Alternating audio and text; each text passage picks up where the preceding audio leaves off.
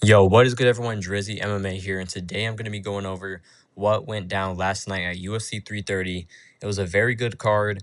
Everyone was saying it was going to be a trash card. On paper, it was pretty bad. There wasn't much big names, much star power besides the main event, but it ended up playing out pretty good. Most of the fights were finishes. Most of the fights were pretty good. So we'll start off with the first fight of the night, a very big upset.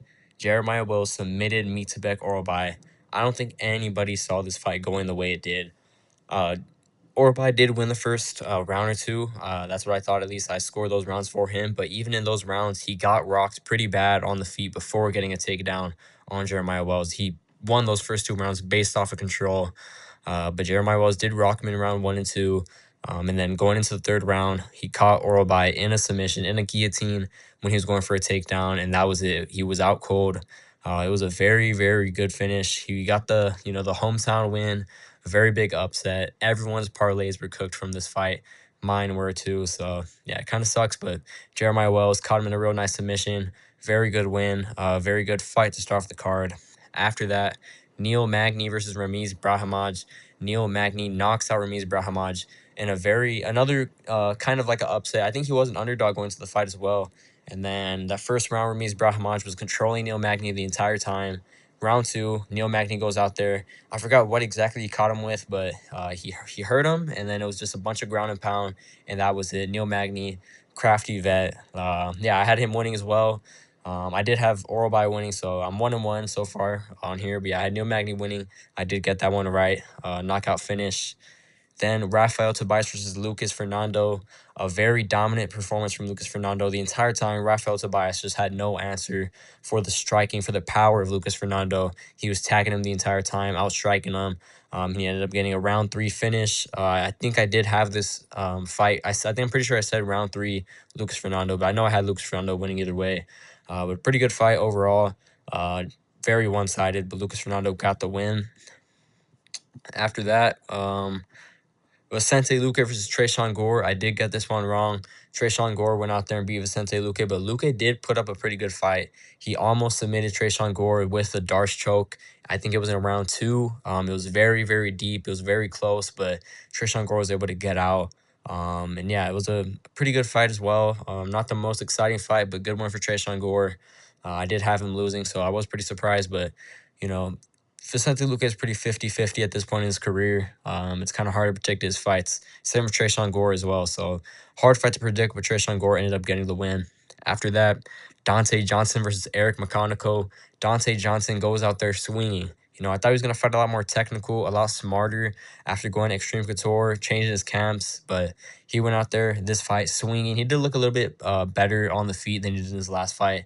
But yeah, he was going out there swinging, rocked Eric McConaughey. Eric McConaughey did stun Dante Johnson as well, but Dante Johnson ended up landing a 2 down the middle, putting Eric McConaughey straight to sleep off of his feet. Very good knockout win for Dante Johnson. I wonder what's next for him. He did say in the post-fight interview that he wants to go down to welterweight, which is pretty surprising. He started his career at heavyweight, so going from heavyweight to light heavyweight to middleweight, all the way down to welterweight is going to be pretty interesting. I'm not sure how he's going to make that, but he's not the tallest guy, so maybe he could, but he is pretty, thick, pretty muscular, so I'm not sure. But yeah, very good win for Dante Johnson. After that, Charles Johnson versus Eduardo Chaplin, another very good fight. This fight was very back and forth. I had Eduardo Chaplin winning the first round or two, and then Charles Johnson goes out there with one of the rarest submissions you could get in MMA, Scottish Twister. He got him in round 3. I did have Charles Johnson winning, so that's another win right there. My picks were pretty good for this card overall, except some big upsets, which you guys will see later on in this fight, or later on in this card. But yeah, Charles Johnson got the Scottish Twister, which is a pretty good win. That's his 4th fight of this year. It's kind of funny because his last fight before this, he was caught in, I forgot what the name of it was, but it was a very weird-looking submission, very hard one to get in MMA as well, and now he's on the other side of that, getting the win over Eduardo Chaplin. But Eduardo Chaplin did do pretty good UFC debut. I think they'll definitely keep him.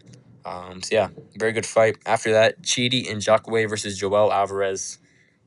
A very, very bad fight. I don't know what Joel Alvarez's game plan was for this fight. Chidi is a point fighter, and Joel Alvarez was just standing in front of him, like feeding into his game plan. I don't know what his plan was going into this fight, but he was standing in front of him the entire time. Kept on getting kicked with those leg kicks. Chidi wasn't really landing much. Neither of them were. It was kind of just point fighting, and Chidi is the natural point fighter, so he ended up going out there, getting the decision win. The crowd was booing the entire time. Joel Alvarez was a very big favorite, so another big upset on this card. But yeah, kind of sucks. I did have Joel Alvarez winning. But yeah, very disappointing performance from Joel Alvarez. I'm not sure what's next for him. I feel like he looked a lot better at lightweight than he does look at welterweight. So we'll see what's next for him. Good win for Chidi though. He had a good game plan. It ended up working out for him well. After that, Edson Barboza versus Esteban Ribovics. Everyone saw this coming. Esteban Ribovics just went out there and just dominated him. Edson Barboza is a legend of the sport. He's just too old now. You know, that's one thing you can't really beat is age. He's just getting older. He's not in the same shape as he was back in the day. He looks like he's in very good shape, though. But, yeah, he just can't compete anymore. He did retire, so respect to Edson Barboza, legend. Has a bunch of crazy knockouts, has a lot of good wins in the UFC. All-time legend of the sport. But Esteban Ribovics went out there, knocked him out. He split Edson Barboza's shin, very nasty. Looks really gross. It was at the end of the first round. I thought they were gonna call it there, but they didn't end up calling it. Didn't matter though. Esteban Ribovics went into the second round, knocked him out early on. Standing TKO. So yeah, good win for Esteban Ribovics. Good way to bounce back. But respect to Edson Barboza for retiring. After that, Mansour Abdul Malik versus Dustin Stolfus, another underdog going out there and getting the win. Dustin Stolfus was a huge underdog. I did bet on Mansour Abdul Malik. I did pick him, and he went out there and just did not have a good game plan. Did not have a good performance in general. He was getting taken down very easily. Yeah, Dustin Stolfus, very good fighter. He's been in the game for a while. He did say before this fight that when him and Mansour used to train together, that he was able to take him down whenever he wanted to, and this fight definitely showed that. So respect to Dustin Stolfus. Went out there, shocked everybody. Very good win for him as well. Then we got Jalen Turner versus Cal Fernandez. I told everyone Jalen Turner is going to go out here and get an early knockout, and that's exactly what he did. Early on to the first round, Jalen Turner knocks him out. I'm telling you, Jalen Turner is a very, very good fighter. I feel like he should fight in the rankings in his next fight. Yeah, he's very good. He look at the people he's lost to; they're all really good fighters. And yeah, I think Jalen Turner can, make a decent run at lightweight. Obviously, it's pretty hard to be in that top five of lightweight right now. This is the most stacked division in the UFC, but Jalen Turner's a very good fighter. I'd like to see him versus Bobby Green next, if anything. I know Bobby Green's not ranked, but that would be a pretty good fight. Jalen Turner did beat him in the last fight, but since then, Bobby Green's been on a pretty good run. I think he's like 4-0 right now. I think most of them were knockouts as well. I know he knocked out Terrence McKinney. Before that, I'm not sure if he knocked out, what's his name? I don't know. I can't think of it. But Bobby Green's on a pretty good run right now. 4-0, I think, in his last four. So that'll be a pretty good fight. If not, maybe Jalen Turner versus Gamrot. I know Gamrot's kind of lower in the rankings now after his last loss. I'm not sure. But Jalen Turner, very good win for him. Now moving on to the co-main event. This fight was very dominant. Mackenzie Dern went out there, dominated Jillian Robinson all 5 rounds, 50-45. I think it was actually like 44 or maybe, or 50-43. She probably got a 10-8 round in there as well. Just had Jillian Robinson had no answer for the grappling, and she was getting outstriked on the feet as well. Very good performance from Mackenzie Dern. Not much to say about this fight as well. It was kind of boring just because how dominant it was, but it was very impressive. And I do think Mackenzie Dern beats Zhang Wei Li. If you look at Zhang Wei Li's fight against Valentina Shevchenko, she was getting taken down and controlled very easily. And that's Mackenzie Dern's, best attribute in fighting. Her best skill is her grappling. So I think she goes out there, takes down Zhang Wei Li.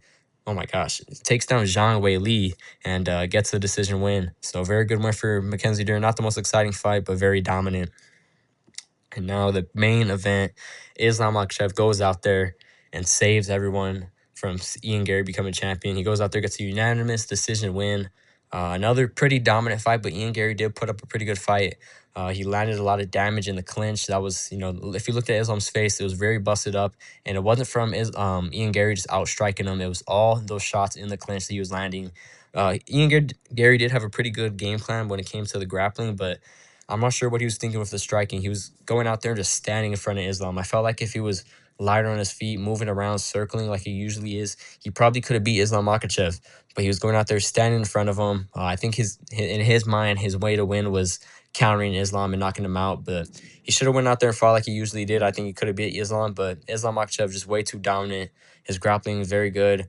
I did get pretty scared though in that round, that third round, when Garry started to kind of turn it around. I thought he was going to go out there and kind of do what Strickland did, turn around the fight and end up winning it. But Islam Makhachev went out there, won, got a knockdown in round 2 with a head kick that barely landed with like his toes, knocking down Garry. I feel like if that was a little bit closer, he landed with that shin, Garry would have been asleep. But a very good win for Islam Makhachev. If you guys haven't seen my other video, I did say if Islam Makhachev wins this fight, I think he becomes a GOAT. And I do think that Islam Makhachev is officially the greatest fighter of all time. I have him number 1, John Jones number 2, number 3, I have GSP, and then number 4, I have Volkanovski, which Volkanovski, I think, could pass GSP if he beats Mozar Evloev and maybe gets one more win. I think he's pretty close to passing GSP.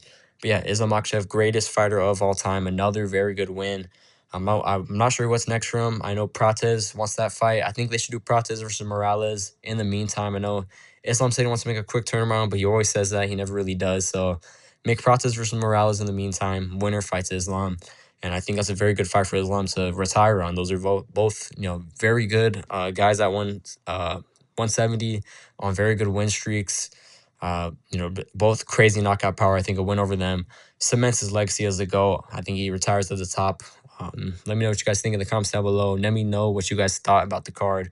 Very good card though overall. Pretty much all finishes. I mean, the main and co-main were decisions, but besides that, submission, knockout, another decision. Okay, this fight was pretty boring.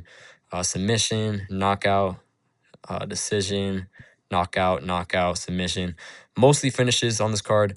That usually happens when people say a card's gonna be pretty bad. He ends up being pretty good. So yeah, let me know what you guys thought in the comments down below. That is it. I'm gonna keep posting. Make sure to like, comment, subscribe. I'll see you guys in the next video.